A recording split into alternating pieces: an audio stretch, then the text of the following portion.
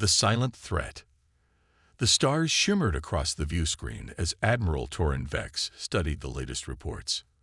For centuries, the Galactic Coalition had maintained peace across 12 star systems. Trade flourished, cultures exchanged ideas freely, and scientific advancement accelerated. The recent addition of Earth to the Coalition had been met with curiosity rather than enthusiasm. Humans were untested, their technology primitive by Coalition standards, but they had shown remarkable adaptability. Another transmission from the border outposts. Admiral, his communications officer said, voice tight with concern. Station Epsilon has gone silent. That made 7 outposts in 3 days. The pattern was unmistakable. Alert all Coalition members, Vex ordered. The reports are confirmed. We are under invasion. The invasion force had appeared without warning at the edge of known space. They called themselves the Voidborn. A species evolved in the darkness between galaxies, their bodies adapted to survive the harshest environments. Their fleet consisted of massive obsidian vessels that absorbed sensor scans rather than reflecting them. They communicated only once before their advance. Your resources are claimed. Resistance ensures extinction. Within days, 3 outer colonies had fallen. The Coalition Emergency Council convened as billions of refugees streamed toward the core worlds. Our defenses cannot withstand their weapon systems, the Araxian representative stated, tendrils quivering with distress. They employ technology we've never encountered. The Moravian ambassador nodded gravely. Their ships appear to manipulate gravitational fields as weapons. They collapsed the entire moon of Nestor IV into a singularity. What of Earth? Asked the Centaurian delegate. Humans have been suspiciously quiet. All eyes turned to Earth's representative, Ambassador Irina Santos. She had been silent throughout the meeting, her expression unreadable. Earth is considering its options, she said simply, then left the chamber. The Coalition military attempted to mount a unified defense at Procyon, marshalling a fleet of over 300 vessels. The battle lasted less than 6 hours. Only 17 Coalition ships escaped. The core worlds began preparations for surrender negotiations. Meanwhile, across Coalition communication channels, rumors spread that Earth had gone dark. Their colonies had been evacuated. Their military vessels had vanished from tracking systems. Some believe humans had fled beyond the galactic rim, abandoning their allies. The truth was far different. Deep beneath the Pacific Ocean on Earth, Commander Ilara Chen strode through the cavernous command center of Project Nemesis. For decades, humanity had prepared for this exact scenario. Their history was marked by existential threats, wars of annihilation, and the constant struggle for survival. They had joined the Coalition with one eye always on the darkness. Status report, she demanded. Asymmetrical units deployed at coordinates Delta through Kappa, her executive officer responded. The Voidborn still haven't detected them. Ghost Fleet is in position. Home Guard is at full readiness. The Coalition doesn't suspect a thing. Chen nodded. And the contingency? Ready to activate on your command. All colonies have confirmed implementation. Good. She allowed herself a grim smile. The Voidborn believe they're fighting the Coalition. They don't understand they're really fighting humans. The Voidborn continued their relentless advance. Their supreme commander, Sorius, had conquered 17 galactic civilizations. None had offered a true challenge. The Coalition was falling exactly as predicted. Until it wasn't. As the Voidborn fleet approached Ta City, a key supply convoy suddenly vanished. No distress calls, no wreckage, just gone. Then another, and another. Impossible. Sorius hissed, his translucent skin pulsing with anger. There were no Coalition ships in that sector. Within days, Voidborn patrols began reporting ghostly sensor contacts that disappeared when investigated. Communication relays failed. Navigation systems sent ships off course. Isolated vessels were found drifting, their crews in inexplicable states of psychological distress. babbling about shadows that move between stars. For the first time, the Voidborn advance slowed. At the Coalition Emergency Headquarters, Admiral Vex received an unexpected communication directly from Earth's orbital defense platform. "This is Commander Chen of Earth Defense Force. We're initiating Phase 1. Vex stared at the screen in confusion. "Phase 1? What are you talking about? Where have your forces been?" Chen's expression remained neutral. "Admiral, humanity has fought wars since before we discovered fire. When we joined the Coalition, we studied your tactics, your strategies, your thinking. You fight with honor, with rules, with frontal engagements. We recognized that would fail against a superior force, so we prepared differently. What have you done?" Vex demanded. "We laid traps. We created backdoors in every system. We developed weapons specifically designed for asymmetric warfare. We prepared for the day we would face an enemy we couldn't defeat in direct combat." On the screens behind Vex, alerts suddenly flooded in from across Coalition space. Thousands of previously undetected human stealth vessels were decloaking. Not the massive battleships favored by the Coalition, but small, agile craft designed for hit-and-run attacks. They struck Voidborn supply lines, communication nodes, and sensor arrays simultaneously. "This is only the beginning," Chen said. "Now we show them what happens when you threaten humanity." Across Coalition space, hidden human installations activated. A network that had been invisible suddenly blazed to life. The Voidborn fleet, for the first time in their history of conquest, found themselves on the defensive. In the void between Procyon and Epsilon Eridani, the largest Voidborn command vessel suddenly detected multiple incoming threats. Their sensors registered something impossible. A human fleet emerging from what appeared to be folded space, their signatures having been completely masked until this moment. Aboard the Coalition headquarters, Admiral Vex watched in astonishment as the tactical display transformed. "All this time, you were preparing." Chen nodded. "We've always lived with the certainty that something worse was coming. We call it the contingency protocol. Against an enemy like the Voidborn, conventional warfare is suicide. So we fight unconventionally." "Why didn't you tell us?" Vex demanded. "Would you have approved? Would you have understood?" Chen's eyes were hard. "Your people have known peace for centuries. Mine have known only struggle and survival. This is who we are, Admiral. Now, are you ready to learn how humans really fight?" As the Coalition watched in stunned silence, humanity unleashed its full potential against the darkness. The true war had only just begun. Humanity ascendant. Supreme Commander Xorius raged as another report of losses reached his command center.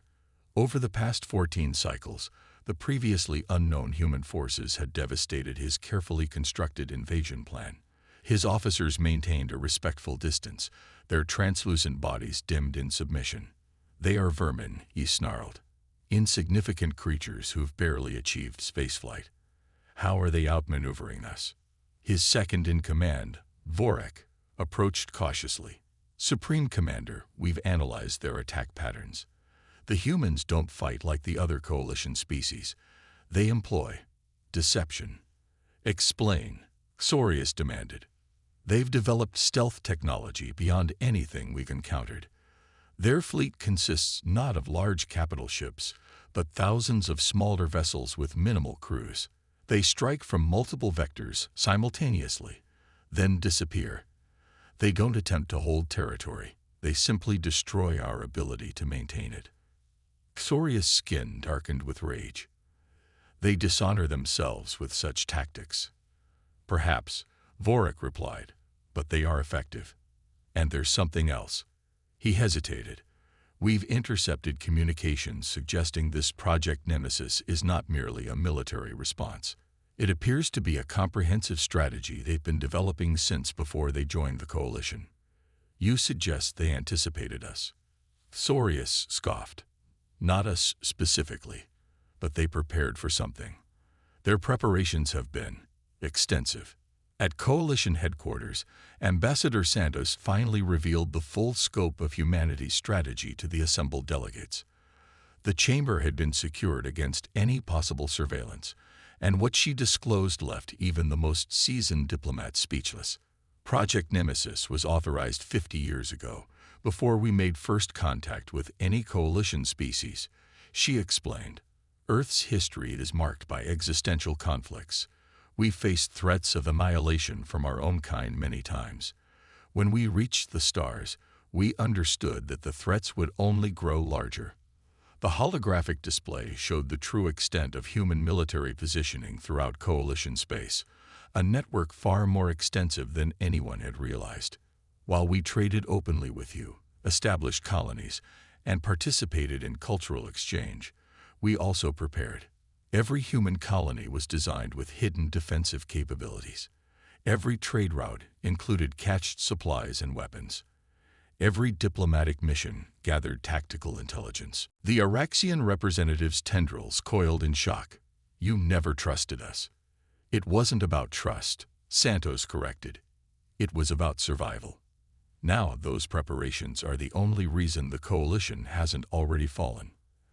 Admiral Vex studied the human battle plan with growing appreciation. Your species fights differently. Commander Chen, who had joined the briefing, nodded. We call it asymmetric warfare. When faced with a superior force, you don't confront it directly. You target vulnerabilities.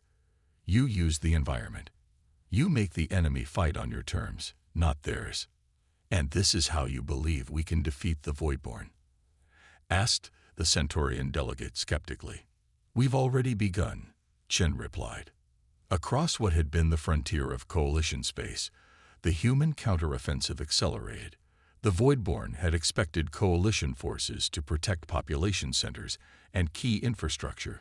Instead, human forces ignored conventional targets and struck directly at Voidborn weak points, fuel processing stations, long-range sensors, and communication relays.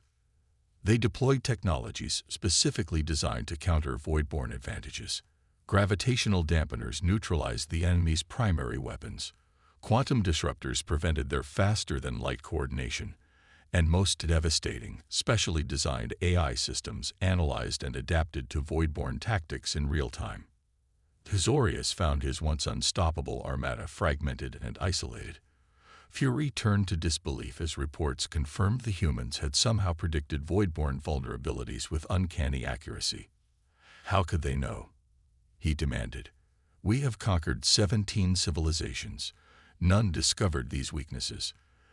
The answer came soon enough. Human forces had released a message across all frequencies. We studied the remnants of those you destroyed. We learned from their failures. We prepared while you were still crossing the void between galaxies. The Voidborn launched a desperate assault against Earth itself, believing that destroying humanity's homeworld would break their resistance. The attack force consisted of their 3 largest dreadnoughts, each capable of planetary destruction. They never reached the Sol system. As they approached, they encountered not a defensive line, but a spherical network of millions of autonomous combat platforms. The network had no central control, no vulnerable command structure. Each unit operated independently yet in perfect coordination with the others. This is impossible, Azorius whispered as the tactical display showed his dreadnoughts surrounded. No species could develop such technology. Humans did, Vorik replied, his voice hollow with realization. They don't think like other species. They don't build single superweapons or rely on overwhelming force. They distribute their strength across countless small points, making them impossible to defeat in a single stroke. The battle for Earth's defense sphere lasted 23 hours. None of the Voidborn dreadnoughts survived. With their main fleet crippled, supply lines severed, and command structure in disarray, the Voidborn faced the unthinkable: defeat. Azorius ordered a final, desperate gambit. He would lead their remaining forces in a direct assault on the Coalition headquarters, hoping to decapitate their leadership and force a stalemate. What he didn't know was that this too had been anticipated. As the Voidborn fleet converged on the headquarters station, they found it seemingly defenseless. Sorius sensed a trap but could see no alternative. Victory or extinction were the only options the Voidborn had ever considered. The trap, when it was sprung, came not from humans alone but from a coordinated effort of all coalition species. Using human tactics and technology combined with their own strengths, the Allied forces emerged from hidden positions. Araxian telepathic disruptors clouded Voidborn perceptions. Morovian phase shift technology allowed coalition ships to move through Voidborn shields. Centaurian precision targeting identified and neutralized command nodes. And at the center of it all, human coordination tied these disparate tactics into a devastating whole. Sorius watched his empire crumble around him. "We were invincible," he said, more to himself than to Vorik. "How could such primitive creatures defeat us?" "Perhaps," Vorik suggested quietly, "they are not as primitive as we believed." The final battle ended not with the total destruction of the Voidborn, but with something they found far more humiliating: containment. The remaining Voidborn ships were captured intact, their crews taken prisoner. In the aftermath, the coalition gathered to assess what had happened and what would come next. The human representatives were accorded a new level of respect, tinged with wariness. "You saved us all," Admiral Vex acknowledged to Commander Chen. "But you also deceived us for years." Chen seemed neither proud nor apologetic. "We did what we needed to ensure survival, yours and ours. Would you have preferred we came to you with stories of our bloody history, our constant preparation for war, our inability to ever truly trust in peace? Would you have welcomed us then?" The coalition representatives exchanged uncomfortable glances. The answer was clear. "What happens now?" The Araxian asked. "Will you continue your preparations?" Ambassador Santos stepped forward.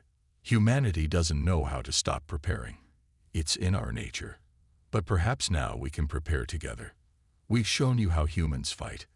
We can also show you how humans build, how we recover, how we forge something stronger from adversity." "And if another threat emerges?" asked Vex. Chen's expression remained resolute. "Then they'll face not just humanity, but a coalition that fights with both honor and ingenuity. They'll face an alliance that understands that survival sometimes requires both conventional strength and unconventional thinking." As the coalition began rebuilding, a new understanding spread throughout galactic civilization. Humans were not merely another spacefaring species. They were survivors in the deepest sense. Creatures forged in constant struggle, always anticipating the next threat, always preparing. They had seemed so peaceful, so eager to join the galactic community. No one had recognized the vigilance behind their friendly overtures, the strategic thinking behind their seemingly random colonial patterns, the warrior heart beneath their diplomatic smiles. The Voidborn had claimed their fleet was unbeatable. They had never encountered humanity. They never stood a chance.